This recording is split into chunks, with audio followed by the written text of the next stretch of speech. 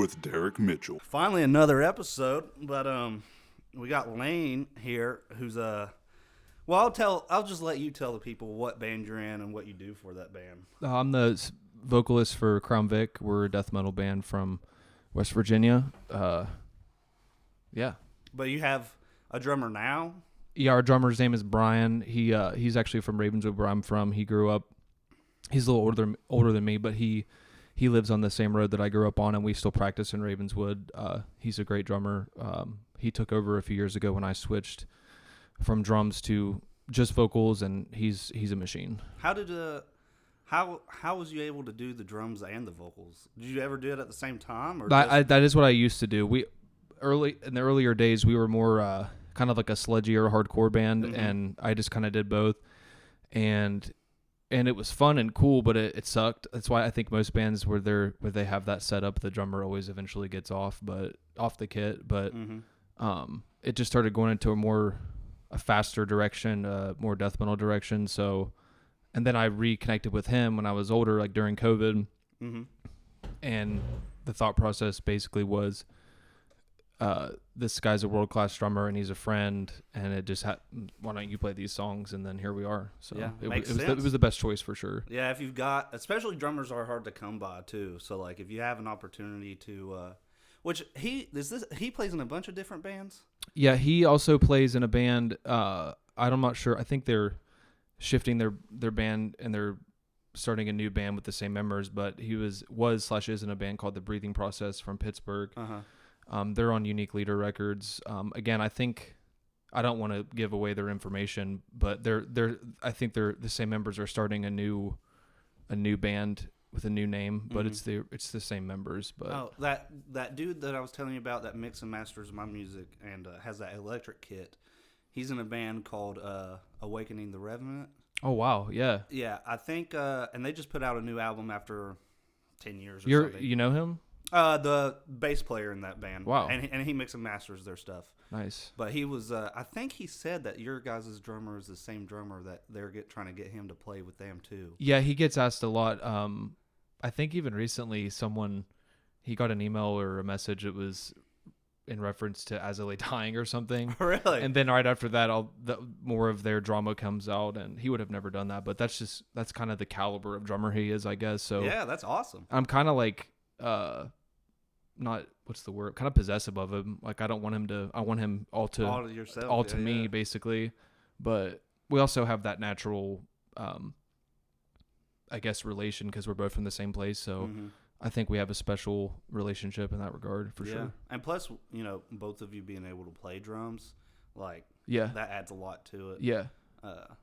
Because you know how hard it is and what he's doing, and then if he went and left for something else, it'd be like, man, how are you going to replace him? We definitely have really different styles. He's objectively better than me. He's way better at the double bass and the blast beats, but I kind of always play more I guess in the pocket, but more like bonehead stuff. Yeah. So, but I can come up with ideas and be like, hey, can you make this your version of it? But anymore, it's all him on the drums, and and our guitar players, we all write like remotely, and I give my input, and then once I get like the main demo structure, then I go in and do my vocals, and then I do the recording and stuff and editing and producing, and that's kind of I think my role in it. But yeah. Now on the new album, did you do the recording for that, but you didn't do any of the producing?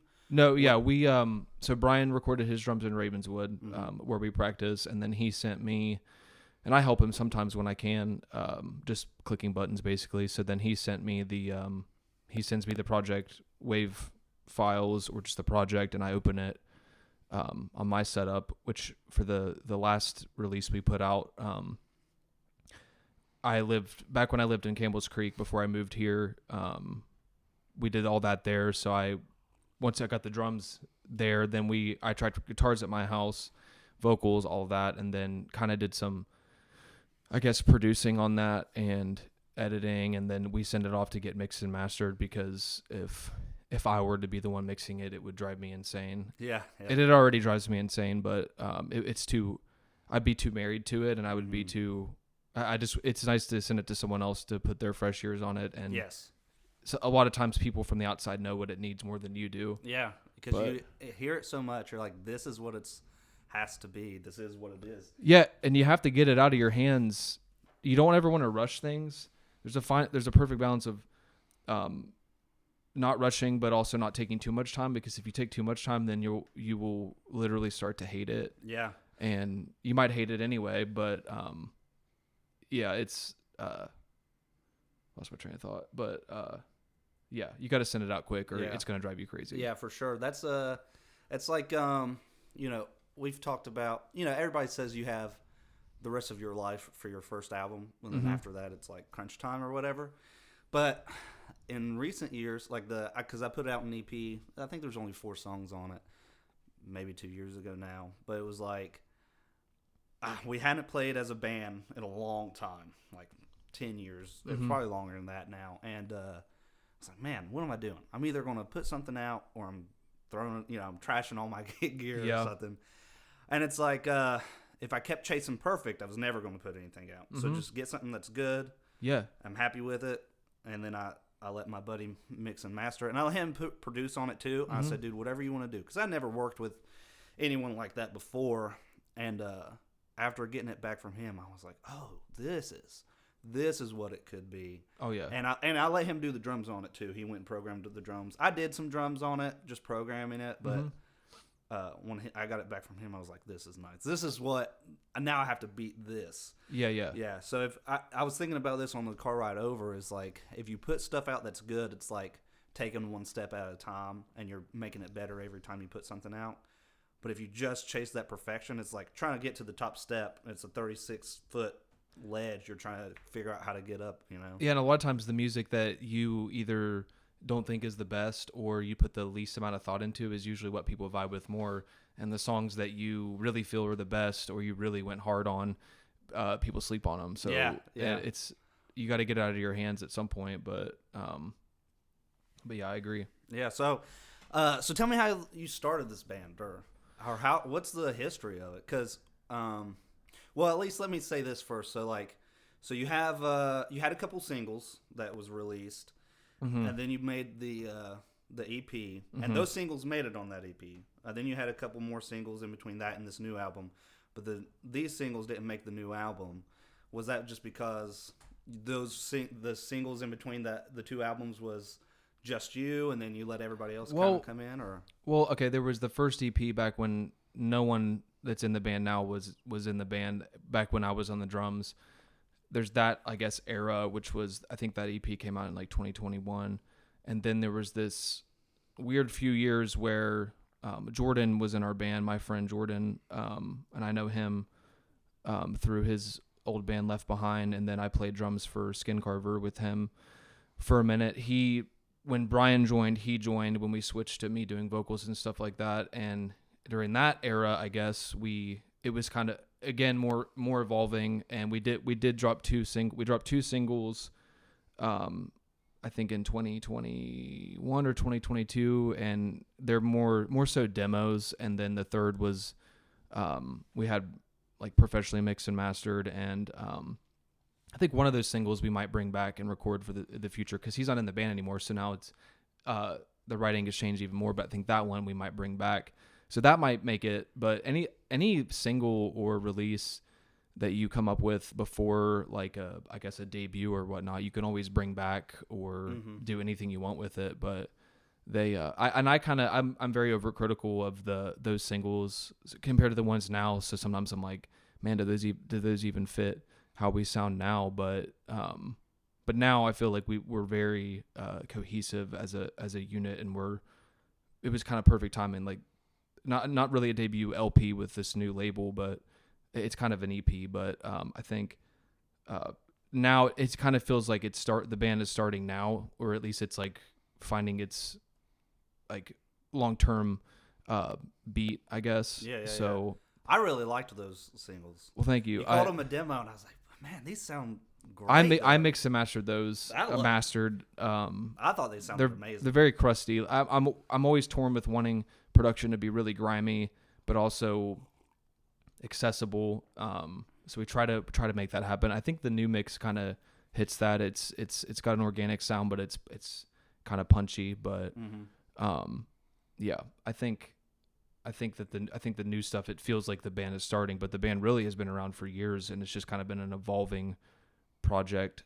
It's kind of like bands will exist for 8 or so years, and then they quote they blow up. Not that we've blown up at all, because we haven't, but to new people, it seems like it's this brand new band, but they've actually existed. I feel like that's kind of how we are.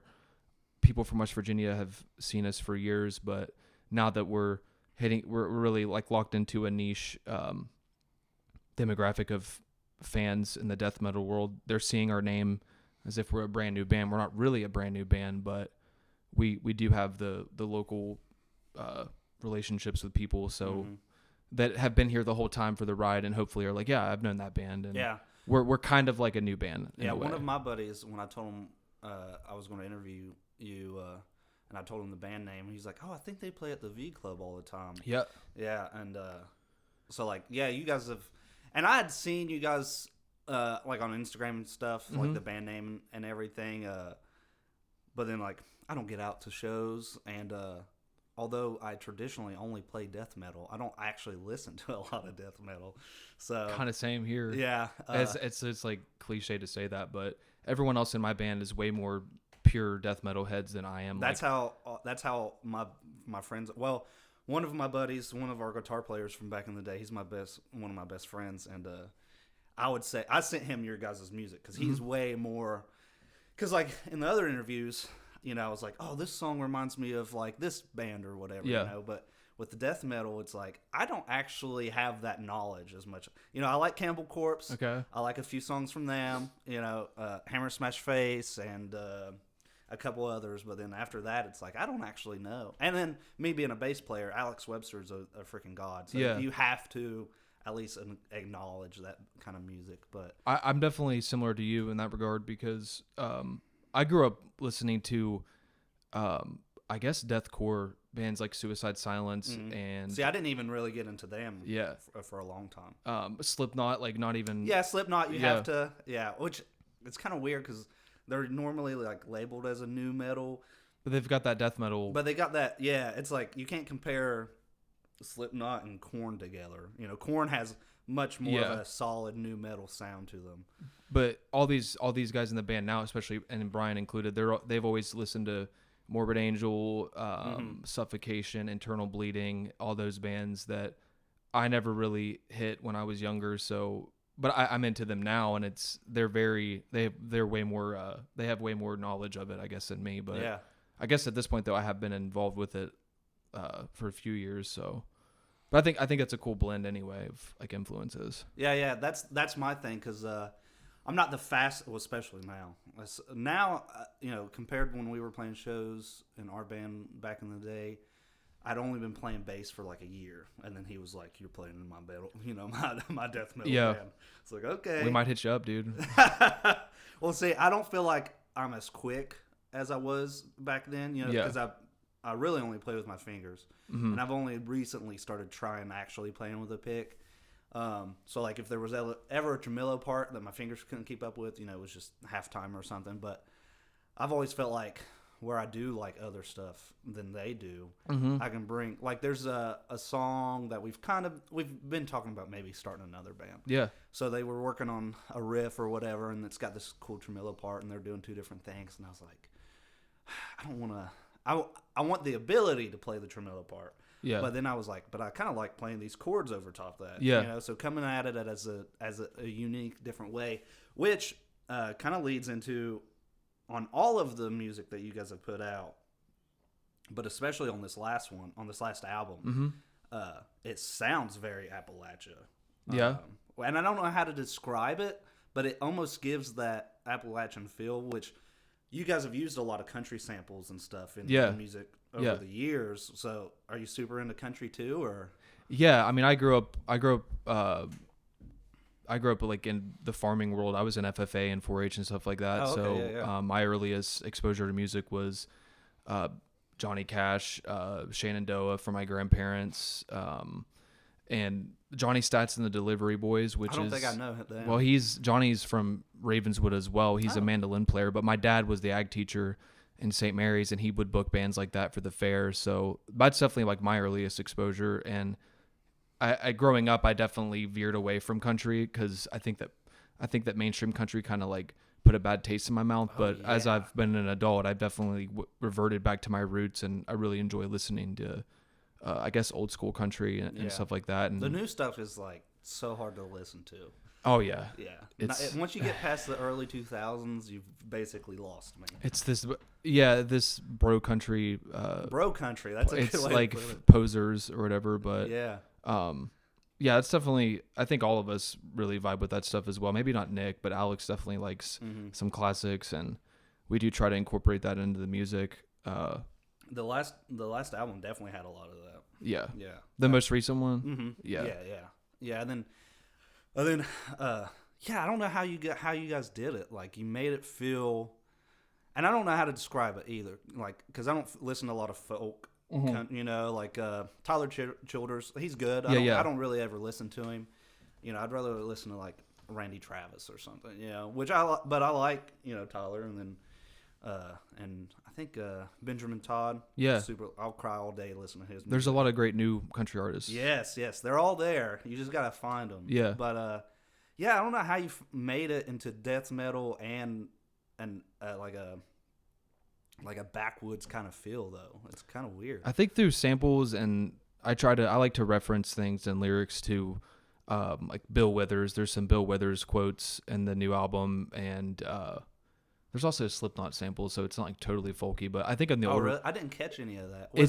There's a lot of ear candy in that I don't know if anyone will ever notice, but I put in there. There's also Daniel Johnston samples in one of the songs, and again, it's very laced in it, so you would really have to really be like zoning in on it to hear it. But another, Daniel Johnston was, I think he grew up in West Virginia, and he has roots here, so, and he's just one of my favorite artists. And then like I said, Bill Withers is incorporated into it as well. And I kind of don't even, there's probably some other one. Oh, and then the intro song is a sample that my friend Kai made. My original bandmate, we're still really close. He sent it to me, and I was like, this is kind of perfect for like an album intro. And I'm not crazy about interludes, but it felt fitting to open up the EP. And it's like You Are My Sunshine, and it's got like JFK I was commentary on it. Yeah, I was like, where did that come from? Because I'm actually working on a song. I'm getting ready to record it. I just bought strings for it today, actually. About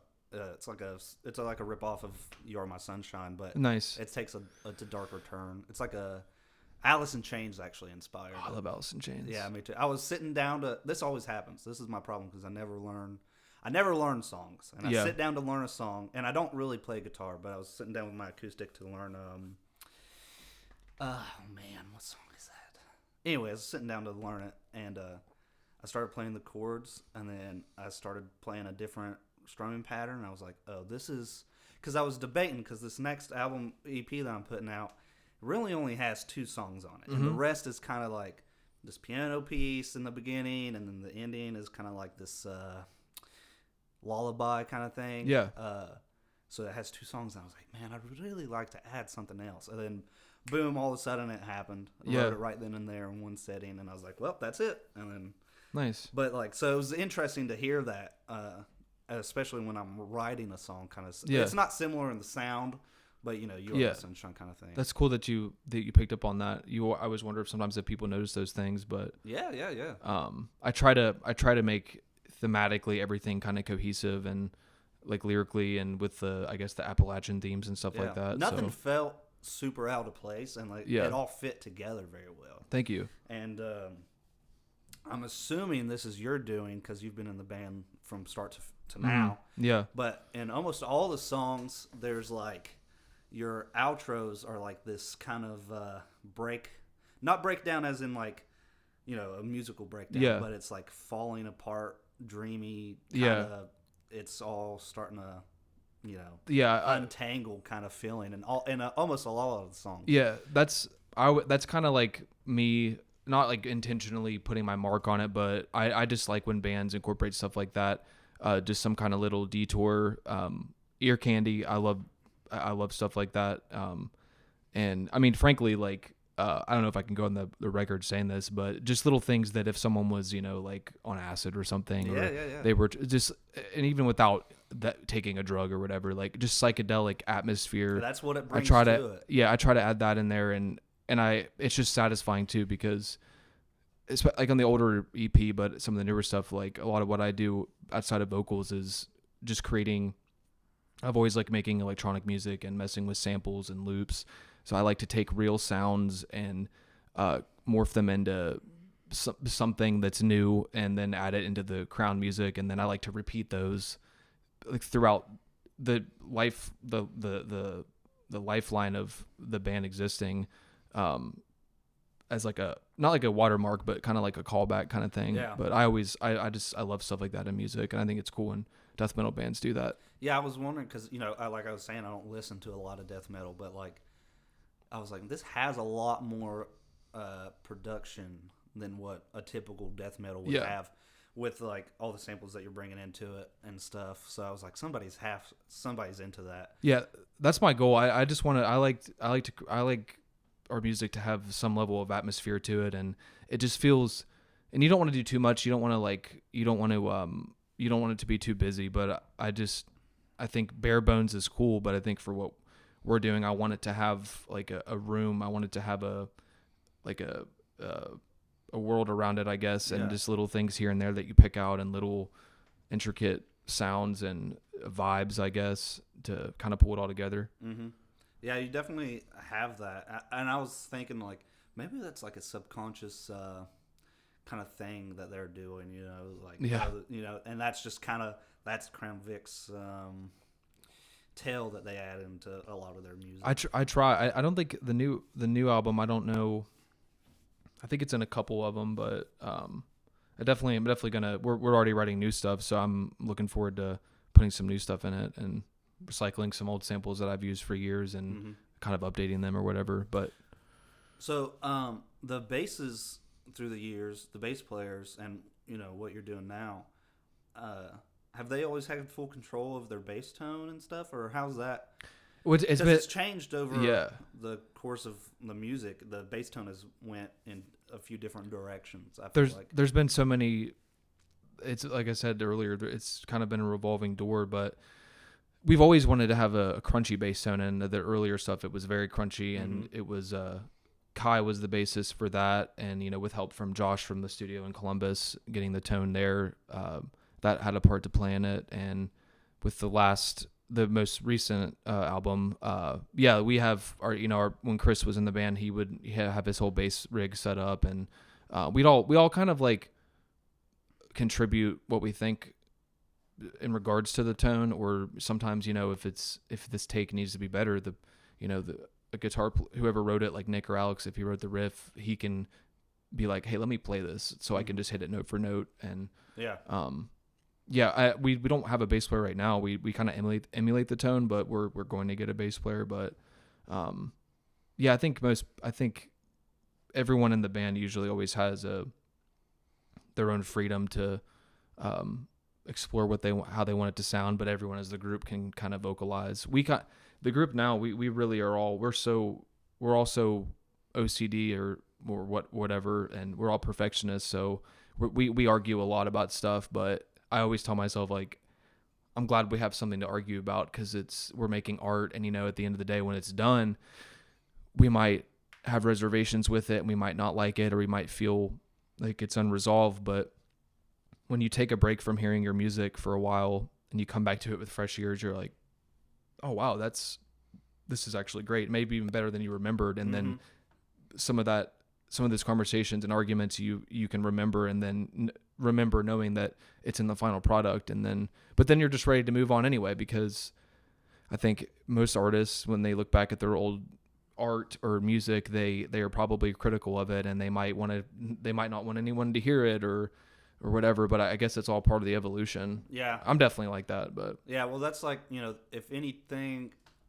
the bass in particular, you know, the guitars are the song, and then you know the bass is trying to help the song sound better. Yeah, pull it all together. Pull it all together. So whatever tone makes that happen is kind of, you know, serve. Bass players always say serve the song. Yeah, you know? exactly. So don't overplay things. If you need a quiet part, you know, don't be too busy if that part's not calling for it. Yeah. But that's like, but talking about being critical, I was listening to, you know, Rich Piano, I think is his name on YouTube. I'm not sure. I don't think so. He's the dude with the gray hair, and he does like, he's all the time like, he's super music knowledgeable. He's a producer and stuff, but he was interviewing the guitar player for Creed and Brian Marshall. Yes, and he was saying that those Creed albums sound like demos to him, and he would want to redo. My Own Prison, I could see that, but that album's a classic. Yeah, they sound so good to me. I'm like, you could never change. It's funny you bring that up. I love Creed. I grew up. Too. I grew up listening to Creed. Brian Marshall is such a good bass player. I'll have to find that video because it sounds like it's recent. Yeah, it was like a couple days ago. Oh, the nice. guitar player was playing it, or on there, and which I don't know if you've ever tried to learn a Creed song. Mark Tremonti. Oh God, he's insane. I think it's not Arms Wide Open, but maybe it's one of them. But it starts out on an acoustic, and I sit down and you know, like I said, I'm not really a guitar player. Yeah, but I sit down and try and learn it, and I'm like, holy fuck, this is hard as shit. Yeah. And I send it to my buddy or to my my guitar player friends, and he's like, good luck. And he's really good. They're both really good. Yeah. And he's like, good luck. I've been trying to play that for 10 years. Yeah, Mark Tremonti's insane. Yeah. He's got.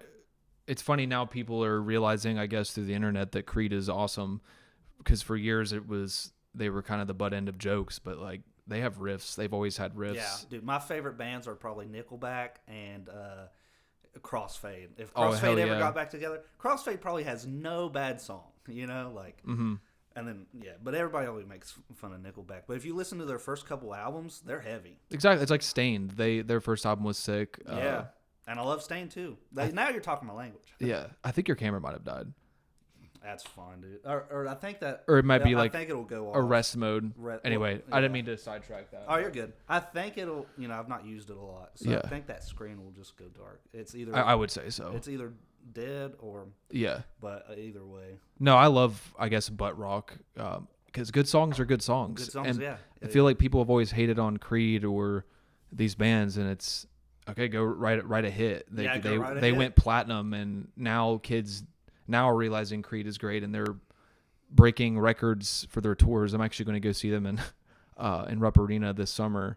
They're just kind of timeless. Yeah, timeless and heavy. Yeah, and heavy. Yeah. My daughter's going around the house saying, and she'll be 3 in April, but she's saying, "This is how you remind me." Oh, hell yeah. But she loves music, too. Yeah. Her favorite song is Smells Like Teen Spirit. Nice. Yeah, so, and that's my wife's one of her favorite bands, so she's like, she'll say, "Turn Hello on," and then she'll start banging her head. Do you think, Hello, do you think they're going to do a reunion tour with Post Malone? Is this...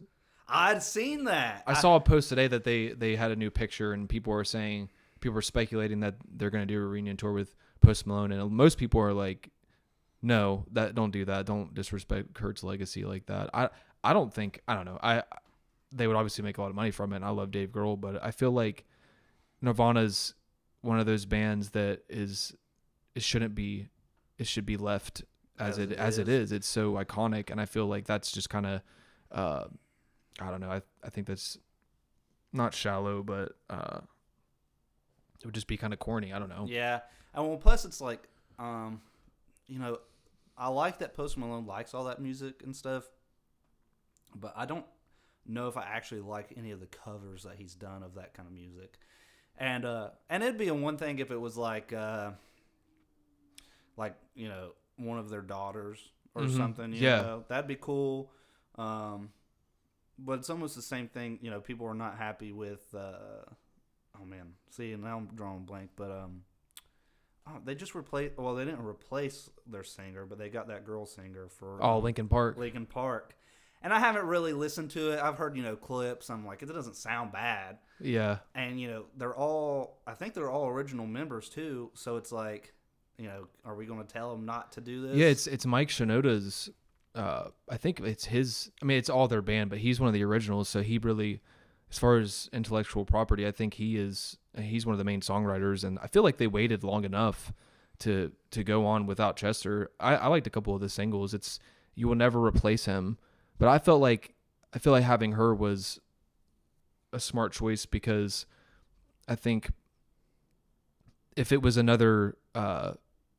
another, how can I say this without pointing out that it's a woman versus a male? But I think that dynamic actually did make a difference. If it was just another dude that was replacing Chester, people would probably heavily compare even more. But with her, it's like, it's refreshing. It's a different tonality in her voice, and it's a different vibe. And she dials in on some of the raspiness of his voice, but she has her own thing. And I don't know. I mean, I don't think their new album's like amazing or anything, but I liked a couple of the singles. It sounds like Linkin Park. So. Yeah, I haven't listened to it, but yeah, I think they probably went in the right direction with it, because it's like so fresh. You know, you having another dude in there, you're gonna get more of the same probably. Yeah. I mean, like, you know, more members come in, the band changes a little bit, the music sounds a little bit different. But like you said, you know, having a girl in there is, in my opinion, a huge level up, just from the fact that they're not influenced by the same things that we are, you know? So then when they go to put their input in, it's completely different. Yeah. And it may not be super different, but... It's like Alice in Chains, that they went on without Lane Staley, who was, I think, the most irreplaceable singer. But you got to think about everyone else in the band that loves playing music and wants to make a career out of it. And plus Jerry Cantrell and Alice in Chains is, you know, one of the main songwriters. So, and I think they'll never be the same without him, but they've done pretty well. Yeah, they've done really well. They put out some good albums without Lane, and yeah. That's just the nature of the beast. People live and they die, and you can continue on with or without them, but it works. I think it works. Yeah, none of those people, you know, especially the way that those three have went out, was like, you know, they don't want, I'm sure they wouldn't, I'm not going to speak for them, but like, you really think they don't want their friends to keep playing music and stuff? I mean, come on. And then that's like, we had our singer back in the day, this was after we were broke up and stuff, but, you know, he killed himself too. So it was like, oh man. Yeah. So it's like, we're not going to not play music, but what was his name? David Coleman. Okay. Cause I know another guy from Huntington that unfortunately committed suicide. This was back in 20... I don't know if I probably shouldn't have said that word on here, but oh, no, dude, it might get flagged, but no, if it's on Instagram, it does not matter at all. So no, this was back in 2016, 2017. I think we just went by. Yeah, we just had. It was just a couple months ago. You know, the anniversary of it or whatever. But you know, we hadn't been a band in a while, and we were all good friends. But it's like, you know, do we not play? Which we've talked about, you know, because it was him and my other buddy that really started that band. And it's like, I wouldn't feel comfortable if I was like, okay, I'm going to use all this music and the band name and completely do it myself with other people. But if my buddy wanted to start it and, you know, do it all again, then sure. You know? Yeah. But we'd have to find a vocalist, and he had, you know, a unique voice. Mm-hmm. And we'd have to find another drummer too, because, you know, things haven't been so hot with that drummer since, you know, classic drummer situation. It's hard to actually, find them. Oh man, JD Laney, do you know him? He plays drums for. He just played at the last Huntington Music Collective show for a band that's called. Seeing Ghost Home? No, not that one. There was a lot of bands there. There was hardcore bands. There was Nearly Mine. There was no, not that one.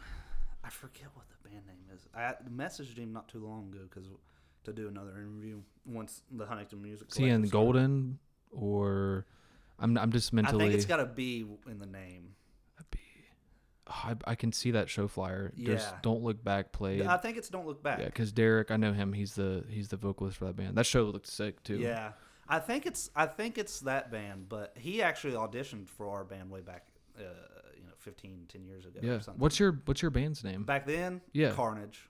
Oh, that's a brutal name. It was super sick. So that's probably taken at this point, but yeah, I think there were some that was taken back then too. But you know, it was super sick name, dude. Yeah. That's why I'm like, dang, I wish we could still use that. But you could just do Carnage.jpg or something, or make it modern. Yeah. Well, and then part of the problem is that we were so young and new to the internet too, and like I grew up super poor, so like I didn't have Facebook and all this stuff, and back then, and like when I was growing up, MySpace was still kind of a thing. Oh yeah. So like, so our drummer at the time was older than us by like, I don't know. We always joked that he was like 30 years older than us, but it wasn't that much of a difference. But he made all the accounts and then forgot the logins for everything and the email login. So we've never been able to get back into it. There is a way, but you'd have to have, I think with Facebook, you'd need to have ID. You'd have to have access to an email to get the reset. That's the problem. That's we crazy. Don't have access to the email at all. And he doesn't have. Yeah, it was a whole thing. So it'd have to start all over. Yeah. But yeah, dude. But JD came out and played, and it was my first time playing with a drummer. I think he came out a few times and played, and I just remember he did some cymbal stops. Yeah. And I was like, oh my god, this is awesome. It's so effective in death metal to do those. The dun dun dun dun dun dun. It was sick. And I can't remember why it didn't work out with him at the time. But for some reason, that didn't happen. But they actually, the other guys in the band knew this other drummer. We had just met JD, I think, or something. And so then we ended up playing with him, and he did great. For at the time, it was pretty good. Well, not pretty good. I still think. I actually went and listened to all the old recordings because we had them professionally recorded. Yeah.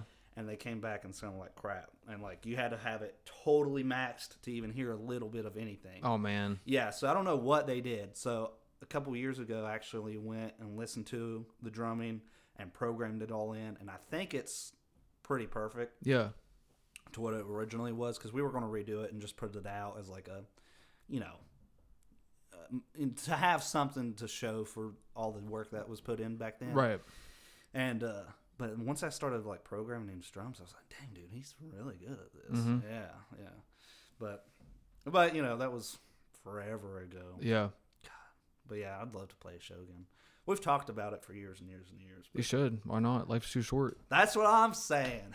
We've talked about maybe getting like 3 songs together or something, and then finding a drummer. It's hard to find a band. It's hard to find an entire group of people that are willing to like make the sacrifice to do it, because you need to practice consistently, and you got to find a drummer, and your drummer will make or break your band. If your drummer sucks, your whole band will suck. Yeah. And then finding a place for the drummer to play. Yeah. Like God. Where's rehearsal going to be if you have drums? I could technically rehearse here, but I'm still reluctant because I know it's going to be loud as hell. Like, and there's a time frame, and I'm going to eventually sound treat and soundproof the basement to the best I can, but there's also something about, at least for me, I like the privacy of being able to be really loud.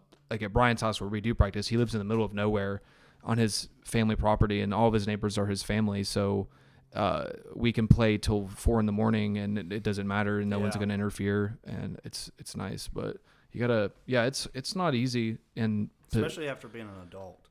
Yeah. Yeah, that's because we were 18. Because for the most part, especially I feel like people in West Virginia, but overall, even people that are really successful, there's always a personal life. You have to balance with it. So with music is a sacrifice, and you've got all these responsibilities, and it's a release, and it's a hobby, and it's a passion project, but it does require sacrifice. And I think some people, they want the results of playing in a band. They want to play the shows, but they don't always they don't always have the ability or understand how much work does go into it, and how every show you play, you should strive to be perfect. It's not always perfect, but you want to be rehearsed. Every person in the band has to be locked into the same level, or your weakest link will break you. And I have so much experience with that, because just being in a band with so many members and people that had tried out or wanted to play and then had to get booted, and it was hard because it was like you were dumping them and you didn't want to be mean, but it's not you, it's me kind of thing. It's just not the right fit, and it's but you'll eventually find, and that I think that's more of a struggle here in West Virginia, is finding people that are committed. And obviously in other areas there's way more people to choose from, but it's definitely harder around here, I think. Yeah, for sure. And then plus, like, if you want to do touring or even small weekend tours, it adds another thing. And you almost can't like, if you got kids, you got family, you got wife, you got, and work, it's like, how do you justify leaving to do this thing that's making negative money? Yeah, and you want to make sure that when you're gone, you're making them proud. You don't want to roll up to a horse barn and come back with no money. Like you do need to make some to cover your overhead or whatnot, but you want to. That's kind of always I try to have a standard in my mind. If I'm going to be gone, if I'm going to make the sacrifice, especially for the group, I want to make sure we're playing shows that, it can be DIY, it can be punk, but if it's a good turnout and it's a good environment and it's well managed, it's not a waste of time. Mm-hmm. It's a good use of your time, because when you play those stinker shows, you're really just thinking, wow, did I drive this far for this? Like, and you kind of get disheartened, which that's just playing music. There's a lot of back and forth, but those high moments and the camaraderie of it and just the creation process of it is why I love doing it. I love every aspect that goes into it, and then seeing it in real life, see it become this physical thing, like a tape or something, and like all that art, you all put your creative input into it, and now here it is forever. And yeah, it's a big ocean of music, but you're probably a little small drop in it, but it still is a drop, and you can always look back on it, and I feel like time always makes things more mysterious. Like I think about our old material, and I often think, wow, I think this is horrible. But I feel like in 10 years, someone's going to find our little two-track quarantine demo we put out that isn't even on the internet right now, I don't think, or on Spotify. And I still listen to it. I'm like, damn, that's really rough, but kind of sick. Yeah. It was very sample ridden. I feel like someone's going to find that in 10 years, and they'll think it's like the best thing they've ever heard, just because it's been that long, and there's just something mysterious about it. Yeah. And the way we produce and stuff, the sound changes, over time. So it's like, making the shows going to worthwhile shows. We did a show at this little tiny, I don't know how this even got booked, but cause we were like a real death metal band. And once our other guitar player got in, he was more into metalcore, so then it added more core elements into it. Yeah.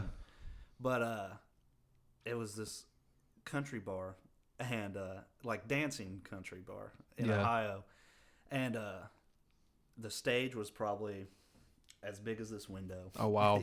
And this far off the ground. Yep. So we were all shoulder to shoulder, and there were maybe, other than the people we brought, maybe like 10 people in there sitting in chairs waiting to get up and dance. Old people. And oh man. And it was like, what in the world? You get a hot dog and a free PBR. Yeah. Well, I think we weren't even old enough to be in there. I don't know how this show got booked.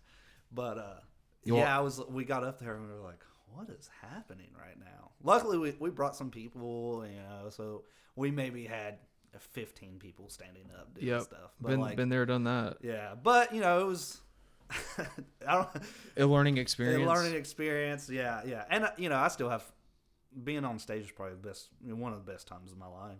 So I'd love to be back up there. It's super cathartic. It's cliche, but for me it's one of the only times that you're just completely immersed in the moment. There's no, it's almost like you black out, and it's,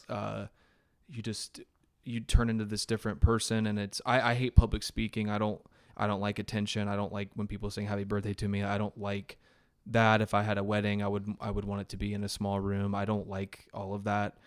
But then for some reason it all goes away when you play in your band, and to a huge crowd, it just kind of goes away because you just get into this mode. And anytime I'm feeling disheartened or feeling a certain way about music, a really awesome show will happen. Like hopefully this Friday, I think is going to be a great one. Yeah, I think so. And then you're like, oh, this is why I love doing this, and this is worth it, and it's more memories, and you're never gonna look back and think, man, I wish I wouldn't have, played that. You're more likely going to regret not having made the effort to do it than having done it. Even if some of them were stinker shows, you know, you did it. It's a story to tell. Yeah, but, yeah. You're never going to regret doing it. You know, that's the thing. You said something there I was going to comment on, but now I can't remember what it was. Well, you gotta learn from the bad ones. And was it the Friday show? That's in the back of my head because you know, but no, now I can't remember what it was, but yeah, we're balling. It's all good. Oh, you were talking about It All Goes Away. We were all nervous for our first show, and it was just an open mic night at the V Club, and we got up there, and I think the song we opened with was Malevolent Cemetery, which had this cool... It's a sick name. Yeah. Dude, not that I didn't have any part in naming any of this stuff, but it was super... Yeah, the whole band was super sick. But it started off with this, atmospheric, clean guitar tone. Yeah. And then I had a super deep, heavy, clean bass tone, too. So, like, as soon as he hit that first note and I hit that first rumble... Oh, yeah. It just...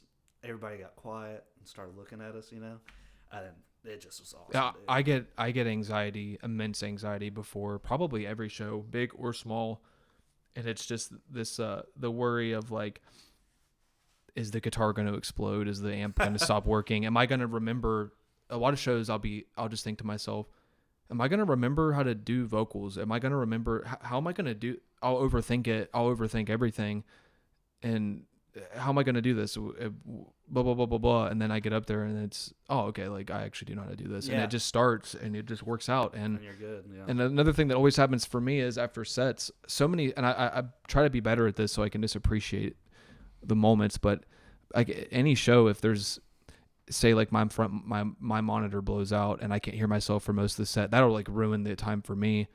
Or there's shows where I feel like, man, maybe I sounded like shit, or we fucked up one part and it will ruin the whole experience for me. But nobody knows. But then you hear it, you watch a video and you go back and you're like, damn, we sounded really good. Yeah. I just need to not be as overcritical. And also live shows are just different than studio recordings. It's got organic feel to it. Yeah, it's got organic possibilities, and those little differences live are what makes them more interesting, those nuance aspects of it. But so I try to be intentional with making sure I enjoy myself and I'm less stressed out, and because it's always gonna, at least for us, I'm always confident that it'll be better than I'm thinking. Because when you get a good band, I think maybe I have PTSD from the past, like bad experiences, but when you have a really good solid team of people that know what they're doing, they know how to set up their gear, their tone, their experience, for me it makes,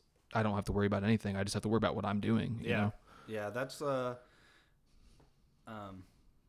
were probably a handful of times where like we lost timing with each other back in the day, but then you get right back on it, and then like afterwards, like nobody noticed. Everybody was still great with it. Oh yeah, but we were all like, well, those moments feel like 10 minutes on stage, but then you go back and watch the clip, and it's, you either one, don't even notice it, or two, you recovered like easily.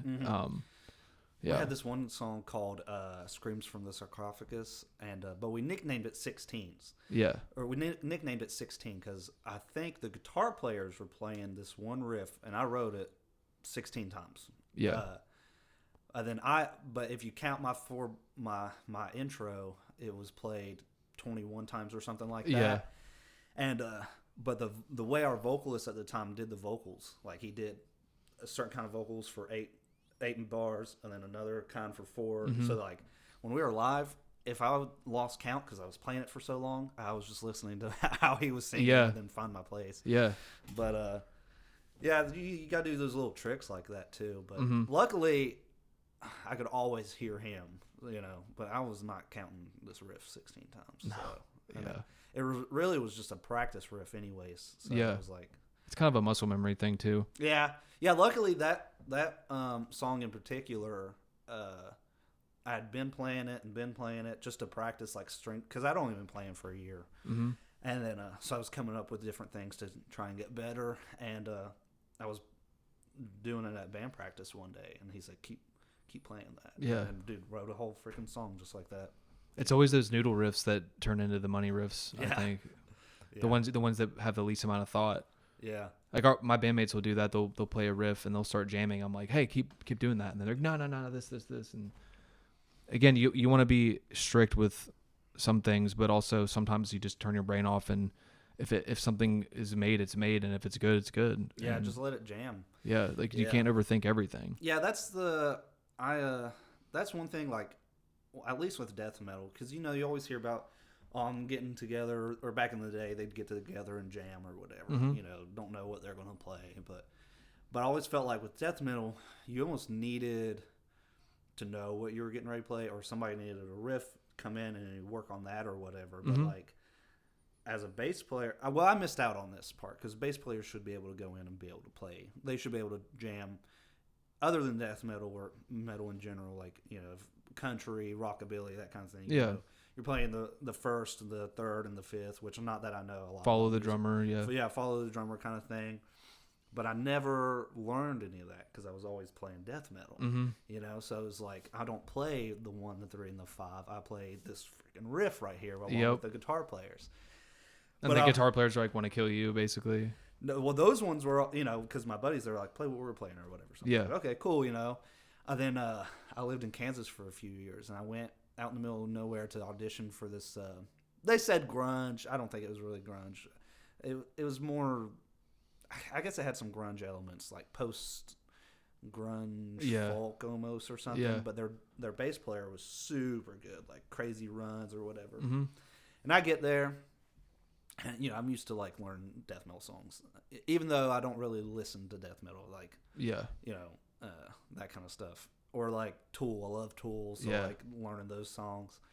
And they're like, yeah, we're playing C, D, and G or whatever. I'm like, fuck. So give me a second. I figured it out, and I'm a lot better now at that, but totally blew that audition. Yeah. Just because I was like, man, if you guys were just playing riffs and show me the riff, I got you. Right. But I was really outside of my comfort zone on that one, so I didn't get that gig. But then I went and auditioned for this other band, and we were auditioning with Omerta from Lamb of God. Oh, nice. Yeah. So as soon as we hit, I just pretended I was on stage and playing the crap. Yeah, dude. The only part in that song that ever still gets me is the timing for the bridge part. Their shit is insane. Yeah, and the rest of that song is super easy. Yeah. But that bridge, the way they're, I'm not a good. I started playing guitar during COVID, but I'm not classically trained. I couldn't. If I did, maybe if I really tried, I could learn Lamb of God songs. But I'm not a shredder. I kind of diddle with it and make things that I can play, and I can be resourceful with simplicity. But if I couldn't play any of the material that our guitar players are writing, there's no way. Well, see, that's like my buddies. Well, we were going to learn Toxic Garbage Island from Gojira, and golly, dude, they're so good. The bridge in that part, they're tremolo picking it, which normally I would just play. I'm trying to play with a pick too now, but it's like so fast I cannot play that freaking thing. Yeah, so it's like, they're insane. Yeah, and I did a cover of one of their songs on YouTube. I can't remember what it is now, but I mean, I played that one just fine. So but like, that's the stuff, bringing simplicity to it, and like, like I'm playing a chord over this. They're riffing here, but I'm doing this weird thing. Yeah, like that's the kind of thing I'd like to bring into music if I ever get to play with another band. But after this next EP comes out, I'm hoping to take a step back from writing riffs and just learn a bunch of stuff. Yeah, because I feel like I'm holding myself back. Is that project is it still death metal, or? I would not call it death metal. Okay, cool. It's got some elements of that in it, but it's almost the band Opeth. Yeah. It's almost kind of like that, kind of Toolish, kind of shoegazy almost. But which is, I like all that kind of stuff. You should take it and run with it, because there's seems like there's a resurgence of bands, I think, around here doing similar. There's heavy bands, there's shoegaze bands in West Virginia, so and there's the all ages venue in Huntington now. So Yeah. and just anywhere really, there's just shows happening. So Yeah, a lot of shows. That's the thing about, the internet now versus when we were playing, especially now that I've kind of made the Bass Clef Derek Instagram page and stuff, and I try to only follow like local bands and local venues and stuff like that. But there's so many places to play now versus when we were coming up, So it's like, if you want to play 5 shows in a weekend, you could almost. Oh yeah. So yeah. But yeah, the last thing I did make one true death metal song on that EP, and mostly just because I had one riff that sounded super death metal-y, so I was like, this is gonna be a death metal song. But I can't sing either, and the vocals I did on all that was like, okay, I'm just gonna try and do it. Yeah. Which I liked my vocals on it. But it's like, I've got one song in me. If we were to do it live, then my voice is gone. So I don't know how to. No, that shit takes years of practice, and the key is to not blow your voice out. They always say that if you blow your voice out, then you need to change how you're doing it. But and you got to hear yourself. Yeah, well, that's the problem. Is that like, if I don't keep up with it, I'll end up doing it in a different way. Mm-hmm. And it'll sound different and heavy, but then the voice is gone. But so like the song it's from the band King 810 or I saw them years ago with Slipknot. Yes, that's the voice, and one of their songs in particular is the one Kill 'Em All. Yeah, that's the one I recalibrate to, because if I try to emulate that, then it doesn't hurt. Right. But then my clean voice sucks too. So on this next, there'll be a clean chorus on this next stuff I'm coming up with. But it'll be, I'm going to sing it in a weird way. Yeah. So it's going to be like, okay, we'll see what I can do kind of thing. You can get away with a lot when you just use effects. You just use your voice as an instrument. Yeah, Yeah, on the last thing I did, because one song I had, it was an acoustic song I wrote in high school. And so I had it for 15 years or something. Mm-hmm. And I was like, man, I've never going to put this out, or I need to do something. And I wasn't super happy with how it was either. So I turned it, there's still an acoustic on that album with it, but I added a bunch of stuff. And then I did the vocals in a weird way, which basically I just turned record on and made a bunch of tracks and was like, okay, let's just do a bunch of weird crap. Yeah. And then see what happens. And so when I sent it to my buddy, to mix and master it, I was like, throw away what you don't like, keep what you like, I don't care, do whatever you want. And so I'm happy with the way it turned out, but now, like I was saying, now next time I'm like, okay, this is what we're going to do next time kind of thing. I've done that before. I'll do a few lines and a few layers, and a lot of them line up intentionally, but sometimes I've sent them out to get mixed and mastered before as well, and just said basically the same thing, like choose, in your opinion, choose which one fits it better, and get it away from me, so I don't just keep redoing it, and then they send it back. But like I said earlier, like the outside sometimes knows what's better for your music than you do. So well, that's like on this new stuff I got coming out. One of the songs, it's basically like there's 3 different characters in this song that are talking or whatever. So I'm trying to do little variations in the vocals. And I'm hoping it'll sound cool once it's all done. Yeah. So we'll see. But I'm gonna have, I'm sending it to my buddy, and if he's like, dude, this isn't working, then I'll try to do something else, and then see what happens. Because I'm basically adding a bunch of different layers, and I'm doing different things in each of those layers. But then for this person that's singing, I'm doing a total different thing with a bunch of different layers, and not even effects wise, just vocally I'm doing a bunch of weird stuff. Yeah. And then like on the last stuff I put out, one of the that one song I was talking about I had since high school, I ended up just pretending to cry and singing a bunch of it and then seeing what happens. Yeah. So which my buddy's like, I hate that so much. but he's like, dude, I can't listen to that because the vocals are too like girly. And which he'll listen to like super sad stuff. Yeah. But like a lot of like the super emo songs, he's like, I'm not into this at all. Yeah. As like if the vocals are super emo. Right. But yeah, dude. So, all right. Well, so next let's talk about what shows do you have coming up and stuff. This Friday, March 7th, we're playing in Huntington at I forget the address, but I think the name of the spot is Event Horizon. Yeah, the Event Horizon in Huntington. It's the new all ages collective, Huntington Music Collective. They are promoting it basically. It's all ages. It's the first all ages venue in Huntington in years.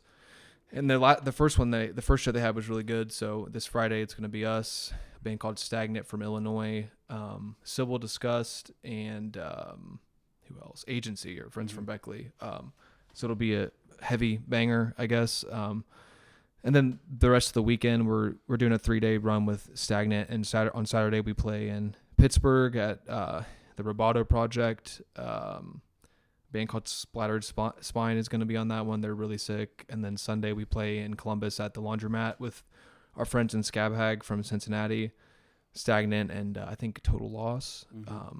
And we're working on booking some stuff for this summer. We just announced yesterday, actually, we're playing a festival in Minneapolis called CS Jam 4. It's the 4th time they've done it. And Internal Bleeding is they're the headliner, and then I think Corpse Pile is playing, Restrictor Plate, Two Piece,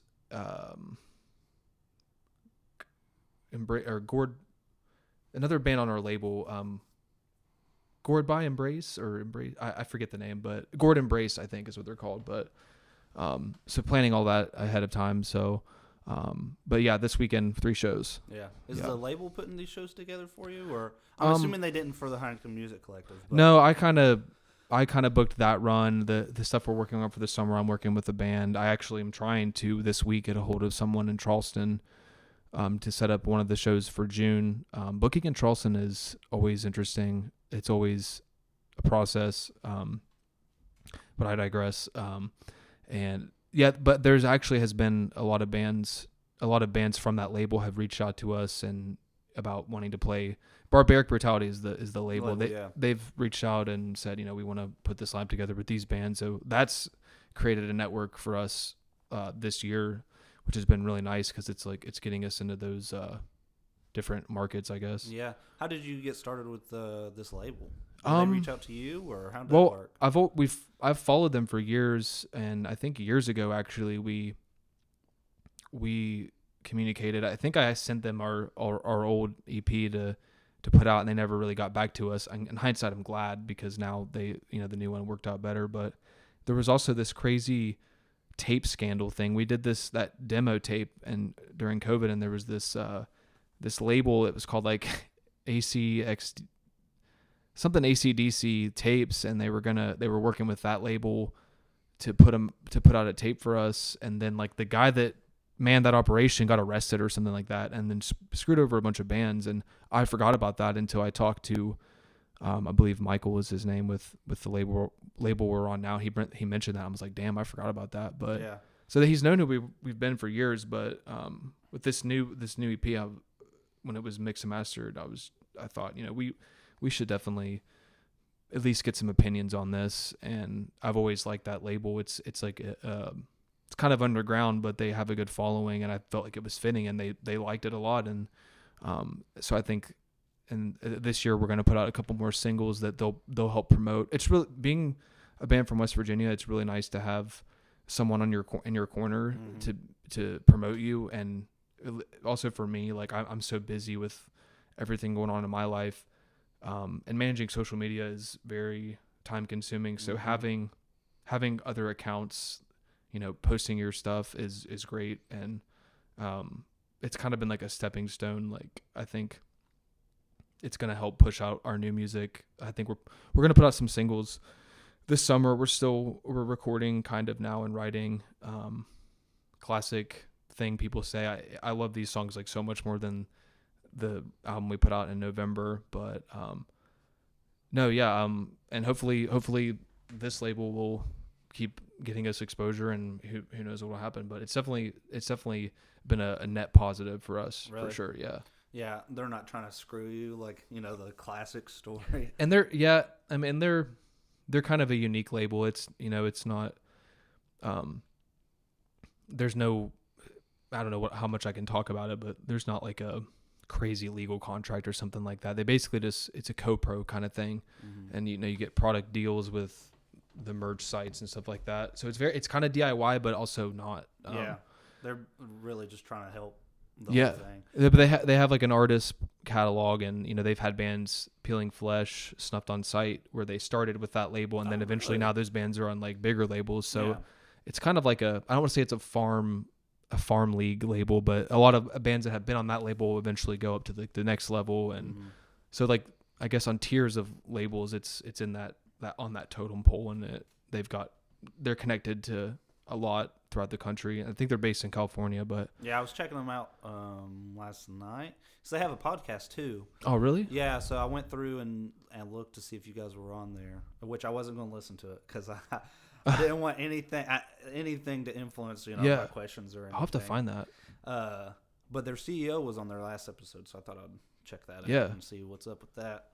Yeah, it's like I said, it's just nice having someone advocate for your music. And with death metal, the modern music industry, you can be independent, and a lot of people are independent, but I think death metal will always have this really traditional format where people in the death metal world still love tapes, CDs. They love they like they like singles, but they want the whole album. Yeah, and that's a new thing. Is like just putting out singles. How does that Yeah, it's very old school still, and it just works. Yeah, I like the the artsy part of putting a whole album together.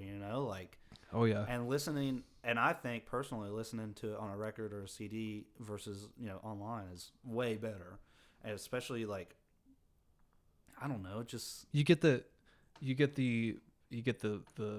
booklet. You get or vinyl, especially. It's big, but I've always loved sitting down, popping the record on or CD, and just reading the lyrics as it goes by, and because all of those elements in the physical packaging they were all intentional. It's an extension of what you're listening to, and it just creates an experience. And I think it'll always.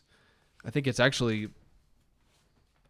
I think I looked at a article or something, but like record sales have in the last few years just skyrocketed, and I think CDs are kind of like making a return too, and people will buy tapes even if they don't have a tape deck because because you can still stream it and listen to it, but then you have that cool tape. So I'm big into that, but I try to be really intentional especially with records because they take up so much space. I will only buy a record if I'm really infatuated with it, and because I only have so much space and moving sucks, and but I like to think like my collection is special because I was I guess strict with which ones I got whatever. Yeah, how are you guys? Speaking of that, like the arrangements of songs on an album is like part of the artist's the way they want you to listen to it. How'd you guys end up doing that on this last album? It's not as seamless as I would have liked, but because I like when albums, which these are things you only notice on like a CD, when albums when songs tie into each other, the latter end of a song will seamlessly transition to the next one. I like stuff like that. I don't know if this new EP has that as much, but the track listing itself, you try to be smart with it. You don't want to come out guns blazing. You don't want to give away all the good stuff in the beginning. You want to have like a palate cleanser in the middle, assuming that people are going to listen to it front to back, which again, a lot of death metal fans do that. So you got to think of that. And you also have to think about if this is going to go on streaming. A lot of people are just going to they're not going to listen to the whole album. They're going to click on like the first three or whatever's the most so it's like song, it's like somewhat arbitrary and somewhat not somewhat arbitrary, somewhat intentional. So if you do take the time to listen to this whole album and you do like it, you are going to get that result of like having a cohesive like album / story. But if you're just stopping by because you found one of the songs on a playlist, like that's cool too. Hopefully you'll click on the rest of the album. If not, that's fine. Yeah. But I think that's also the power of singles, and I think independently doing singles is the way to go. And then, I guess it all eventually leads up to the debut LP or whatever. But Yeah. and then you could pull from any of those songs you put out in the past. But Yeah, I guess that makes sense that like when you're DIYing it, you just want to put product out there. yeah, Then once you have like a following, you can take the time to put out a real album, and which I like the whole creative process of it too.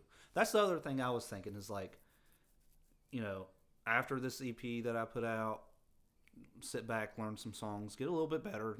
There's always room to get better. Then write a song that I really love and put that out as a single, and then keep putting singles out like that. And then, because I will literally stop learning music, learning other songs if I'm writing a whole EP. Yeah. Because I don't want to muddy it or change what I'm thinking for a song or something. I'm real like neurotic about it almost. Same. Yeah. Yeah. I was gonna say something about that, but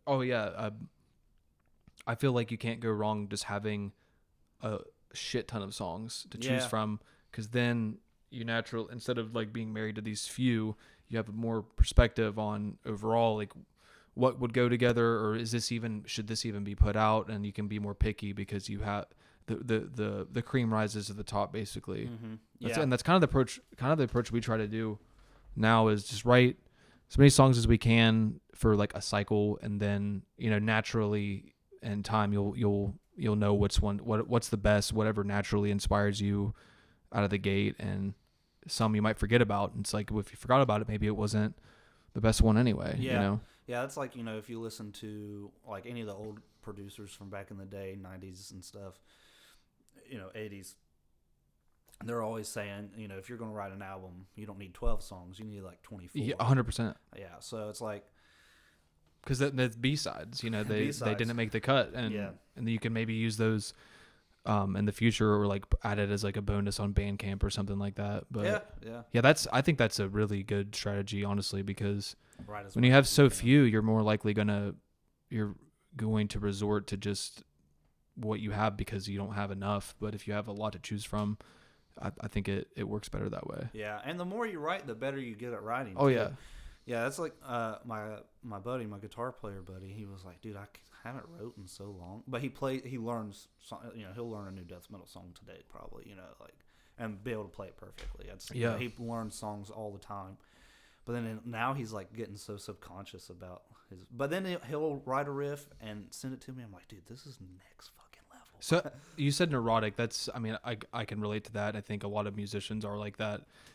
They love it, they hate it, they want to change it, they regret it, they like it, and they're passionate. Now they're like, no, fuck this, and then it's a crazy cycle, I think. Yeah, for sure. There was a song on the EP, on the first thing you put out. Let me find it on here, because I thought all of them was awesome.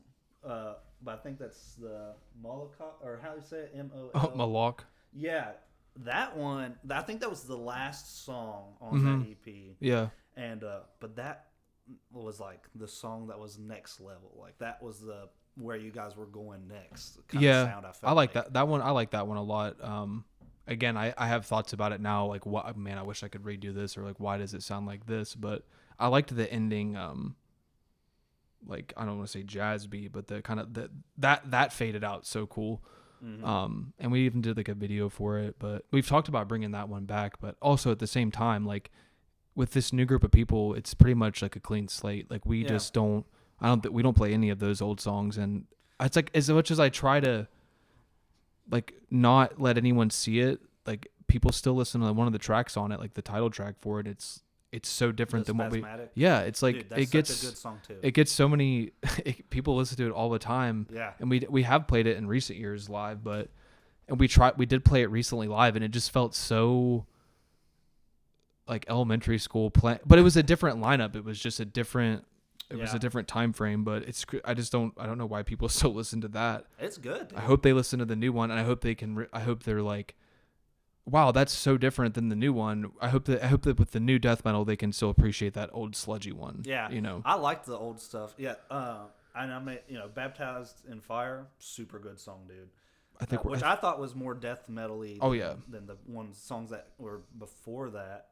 Yeah, there's a total shift. Like total shift. I even wrote like what sparked the change because it sounded so different. Definitely Brian becoming the drummer, but the Baptized, I think we're gonna re-record that because it just hits live really well. So I think we're gonna re-record that and put that out. That one and Bleeding from My Eyes. Now that one we all hate that one. But really? It's just it's really repetitive. I put maybe a personal favorite. Really? Yeah. Wow. See, there's people that say that stuff to me too, like on Instagram or something like that. And it's like you can't.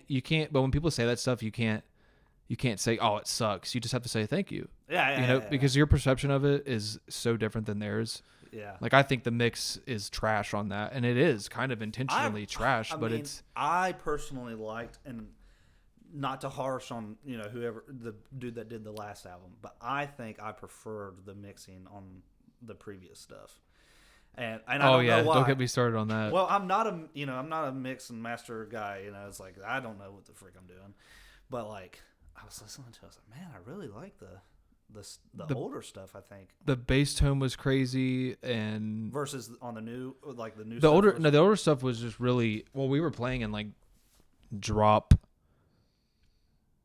I don't want to say drop G. We were playing really low. That's crazy. We were playing 7 strings, and I think that's a big part of it. And again, the drums were more bonehead, so that changes the dynamic of the recordings. And again, like we kind of have opinions about the mix of what we just put out, but that's why we're not dwelling on it. We're just moving on and putting out because the label liked it and they put it out. But so we're just ready to put out the next material and make it a combination of like gritty, chunky, and like 90s sounding, but still modern and punchy. And that's like the dude that Marcus Stone, who mixes and masters my stuff, he was really wanting to mix and master Nate's new band, Vile Mind. Vile Mind. He wanted to do theirs, which they've already got somebody to do it. So, but and they're looking for. I haven't talked to Nate about it, but they're looking for. They're a hardcore band. They're looking for somebody that's going to make it sound hardcore or whatever. Real. And Marcus can be very. He's so good. He could. I might overproduce it a little bit.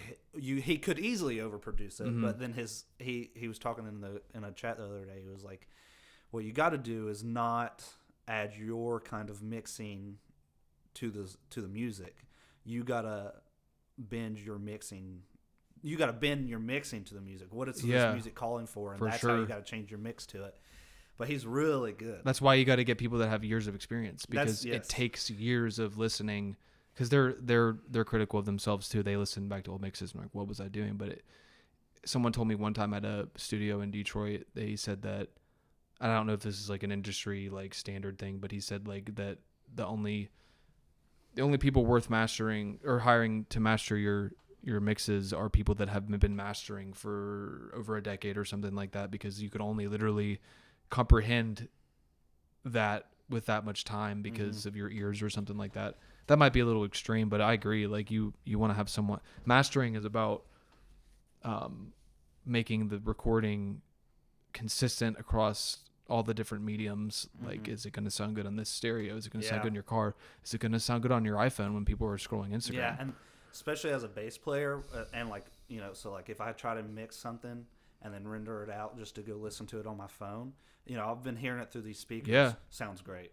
I go hear it on my phone. I can't even hear the bass on it anymore, which, I'm kind of getting deaf in my old age. But. Yeah, the mix on our latest album sounds really good on like on your phone, on your speakers, and it sounds good on like on Brian's Subaru. He's got this highest trim level Bose sound system. It sounds phenomenal, and my Toyota does not have that same luxury setup. So a lot of times we'll all listen to mixes and we'll be like, this sucks. And someone else is like, this is good. And we're literally all hearing different things because you got different speakers, but you just got to run the text. You got to run the test mix on everything pretty much, but you got to, especially on phones. Yeah. I won't talk about I like the EP, but ready to put out new stuff because I want that to be in the rear views so people can hear the new stuff and that. Yeah, and plus this is the first time that you guys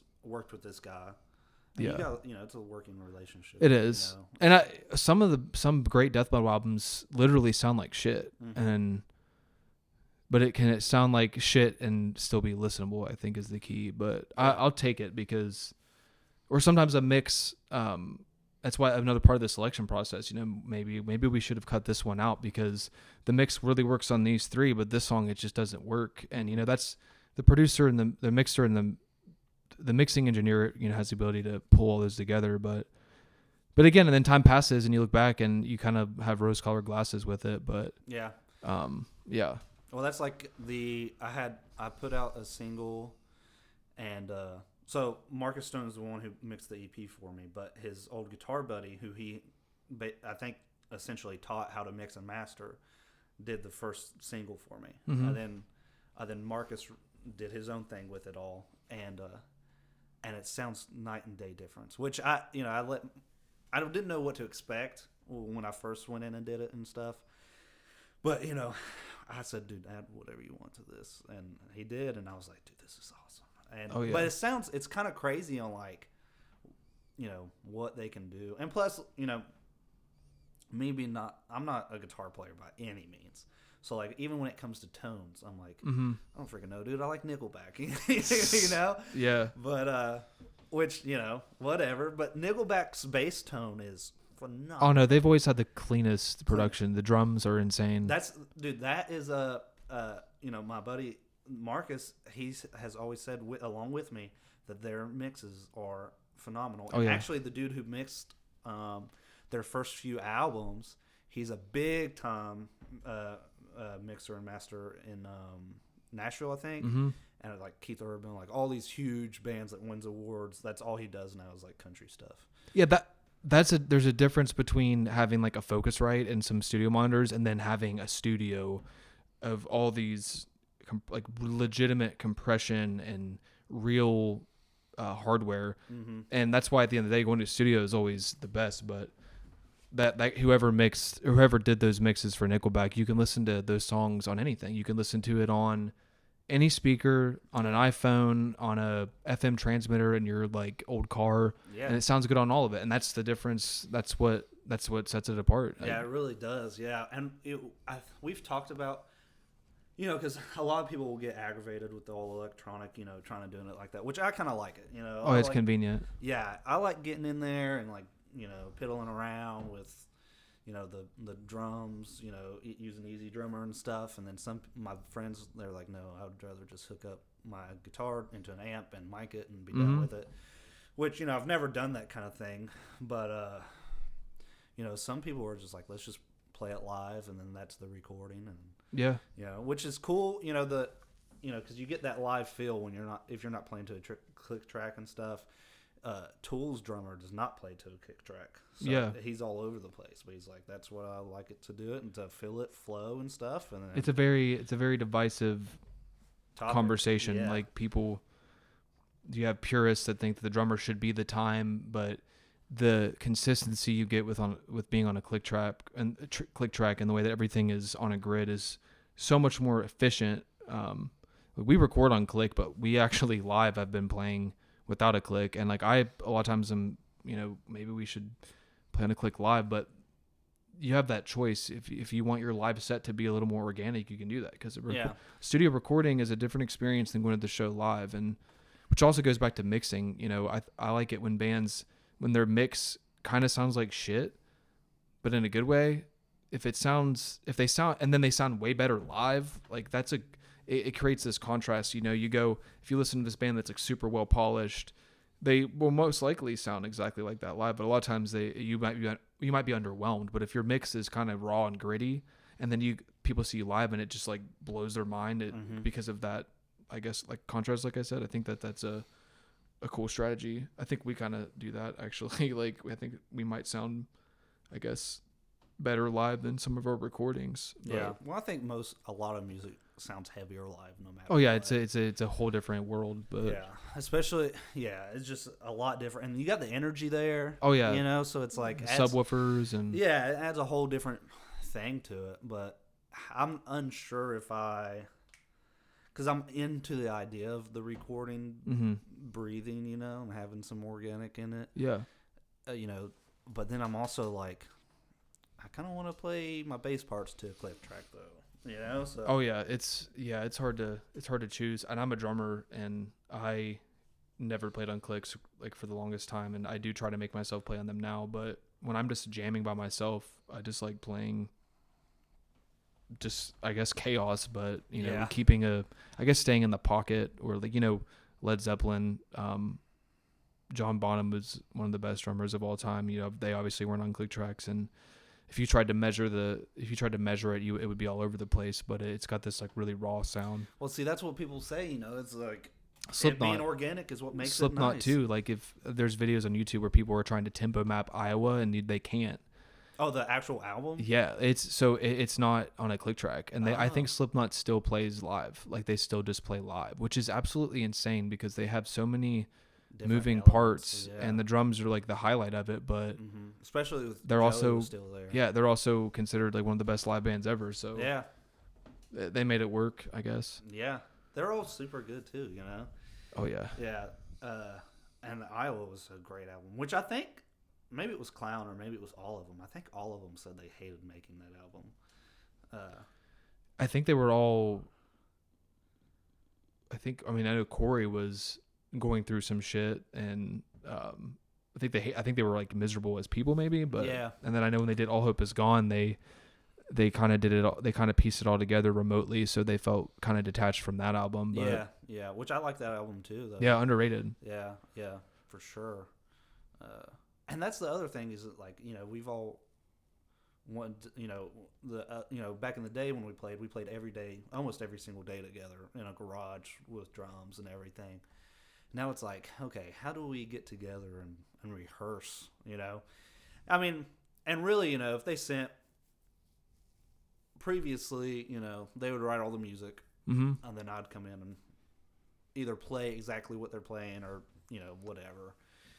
And then, but that was back then, and now that I have a little bit more music knowledge under my belt, I'm like, well, actually, I think since you guys are doing this, I could probably play this and turn it into something else completely. Yeah. And so that's like, but it's like, you know, unless we get together and jam it, I'll never know. So it's, yeah. And then being off time, you know, work schedules and everything, but. Now that Nate's putting on these shows, dude, I'm like, man. Gotta get out there. I could be like, Nate, we're playing the show here. You know? You gotta get out there. Yeah. Well, maybe if any drummer wants to hit me up. They're out there somewhere. Yeah, somewhere. They're waiting to be. You might have to outsource them from a different area, but they're out there. Yeah. I'm glad I don't have to find one. Yeah. Well, that's the thing is like, you know, one of my buddy, my guitar player buddy, he's like, you know, let's do this or whatever. Or let's figure out how to do this. And then our other guitar player, he's like, he'll jam, you know, but I don't know how much he wants to be in a band again, you know, kind of thing. And but I think if we, which hopefully he doesn't listen to this, but hopefully we can manipulate him into wanting to do it. Yeah, 100%. Yeah. But if we had another band going, and then he'd probably want to join, which I hope he would because they complement each other so well. Mm-hmm. You know, one is super left-handed. Technical, and the other is super right-handed technical. So it's just like it's great together. Yeah. And then I'm just riding on their coattails. You gotta get out there, man. You gotta get some shows. We'll see. I'm hoping to. I just need to get that EP done before. I'm hoping before summer hits because Marcus is a school teacher. So I'm hoping he'll have summer to work on. Yeah. So, which it's almost all done already. I need to do the vocals and record one song, and then it's over with. But all right, man. I think that was. I did write a bunch of stuff, but. Wait. Let me ask. How did you pick the name for the album? I was young. Or the new one. I thought you were going to say the band name. I overstepped. Oh yeah. Well, the band name too. The but album. Let's go with the that album. I don't know. I think. Was that a favorite? I think song? we just had that. We bought that artwork from that artist a year or two ago, and the like fucked in the head, I think was a placeholder because it felt edgy, but not. It felt edgy and like death metal-y, And it kind of and it fits the themes of the album too. So we did have a different title for it because we thought, do we want this to be even more inaccessible? Is it too redundant to have a crazy album cover and a explicit title? And then as we wrote the album, we're just like, fuck it, literally. It just fit too well with the themes, and also you try to be original, and I don't, as far as I know, there's no other album called that. So at least in the history books, we can have that unique little EP. But I think it was kind of a group vote on what we wanted to call it, and that one just kind of stuck. So yeah, cool. And then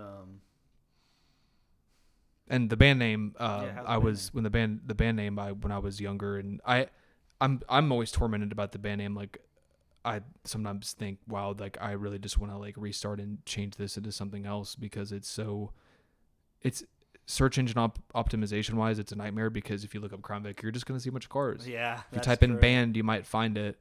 But I don't know. I'm not even like a huge car enthusiast. I do think Crown Vic cars are pretty sick, but it's people that we meet nowadays, though, they all like it. Like we actually just recently we're putting together a tour for the summer with another band that I think one of the main reasons they hit us up is because of the name. Like they thought the name was cool. So it's one of those things where you might be biased to it. Like, especially me, like I have the most bias to the name as the rest of the group. The rest of the group's just, it's like hearing your own voice sometimes. You just kind of cringe, but it's like when you hear your band name, death metal, you want it to be more something like Skin Carver or like Cannibal Corpse, but Crown Vic is kind of goofy. So maybe we'll change it and we'll be a new band after this comes out. I don't know, but yeah, you could always, it's all new members too. So, mostly all new members. So yeah, we could and by the end of the year change it. We might. But then but then it's a night. How are you guys putting your music on the streaming platforms? Like, you using DistroKid or? Yeah, just DistroKid. That's what I'm using. But changing the name on there is a nightmare. Oh, I don't even know if you can. It will make a whole new, because the code of the song, the IRSC code. I tried doing it. Because right now the music on there is under Derek Mitchell, and the EP I put out was called Empty Smiles. And then I thought, well, I kind of want to just make the album or the name of the band or solo project Empty Smiles. And then I went to make it, and it made a whole new thing. And because you're basically creating a digital copyright, so whatever you typed is like set in stone in a way, and it has to be the same length of audio, and it's not easy. But that's why you got to clean the slate sometimes and just do something new. Yeah, but I just figured, okay, I'll just stick with so we'll see how it goes on the next. I mean, the next round, I don't know what I'm calling it yet, the album, but it, it's got an overarching theme, and as it keeps getting finished, the more sad it makes me. Right. But I've always wanted to make music that touches people. For sure. If I'm getting upset about it, then somebody else will. Surely. Oh yeah, they can interpret it however they interpret it. Yeah. Actually, on the last EP, I wrote this song. At least he left us with a smile. But I originally wrote it all on like the guitar parts. There wasn't any. It was two basses and I recorded a actual thunderstorm and wrote the song in like a day, and but then somewhere along the lines, it got deleted, and then I had to start it over. Which I'm happy with the way it sounds now, but that thunderstorm really meant a lot to me. But now it's gone, so whatever. Yeah, maybe I'll have to dig into the voice memos archive. It's gone. I searched all my emails and everything. Damn. It was gone. Yeah. Like, I set this mic out on my porch and recorded. I love shit like that. I love doing stuff like that. So, which you and Marcus would probably get along together. He just put out his first EDM song. Oh, nice. Yeah. He said I would call it EDM, but he's the subgenres are immense in that, so I have no idea what it is. Yeah. But all right, dude, this has been good. Any last words or anything? You guys are searching for a bass player. You want to put the word out?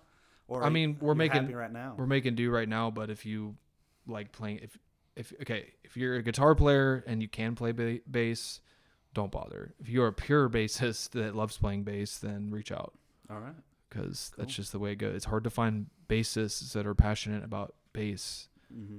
And they might not exist, but if you do exist, reach out. Yeah. So how can they hook you up, or how can everybody listen to your music or hit you up, or what?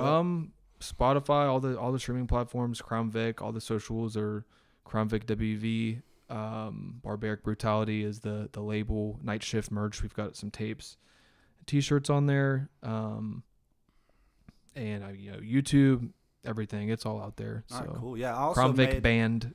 I also made a playlist of your guys' music, of the songs I personally like a lot. So when I post this, I'll post a link to that too. And Oh, yeah.